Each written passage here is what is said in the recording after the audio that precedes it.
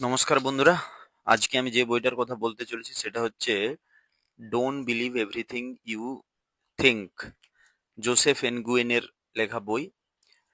এই বইটার সব থেকে ইন্টারেস্টিং বিষয় এটা যে খুব সহজ সরল ভাষায় এটা লেখা রয়েছে এবং আমাদের থট প্রসেস নিয়ে এটাতে ডিটেলসে সিম্পল ভাবে বর্ণনা করা রয়েছে।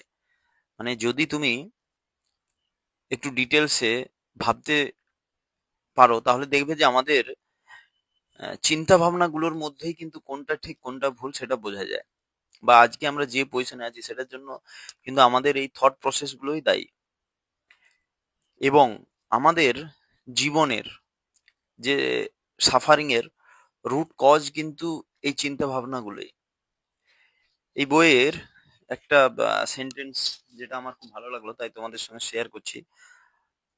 Hour feelings do not come from external events but from our own thinking about that events. মানে কোনো ইভেন্ট যখন আমাদের জীবনে ঘটে যায় সেটা যদি খারাপও হয় বা ভালো হয়, সেটার জন্য যতটা না আমাদের জীবনে এফেক্ট পড়ে তার থেকে বেশি এফেক্ট পড়ে যে আমরা সেটা নিয়ে কতটা ভাবনা চিন্তা করি সেটা নিয়ে। সুতরাং আমরা যদি আমাদের এই থট প্রসেসকে কন্ট্রোল করতে পারি তাহলে দেখবো যে জীবনে সবকিছু একটা মিনিংফুল হবে আমাদের কাছে। আমরা যদি একটু চিন্তা ভাবনা করি তাহলে দেখবো যে 99% of our thought are baseless. কারণ সেই সব চিন্তা ভাবনাগুলো কিন্তু সবকটাই ইমপ্লিমেন্ট হয় না জীবনে।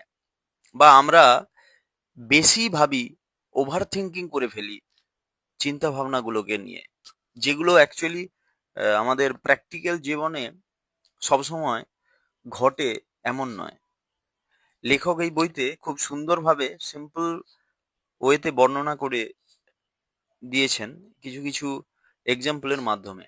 এটা একটা রেকমেন্ডেশন থাকলো যারা বুক লাভার্স বা বলা যেতে পারে যে নতুন বই পড়বে বলে চিন্তা ভাবনা করতে চাইছে তাদের জন্য এটা একটা 2025-এর বুক রেকমেন্ডেশন থাকলো। পাতলা বই, 100টা পেজের মতো রয়েছে বইটাতে।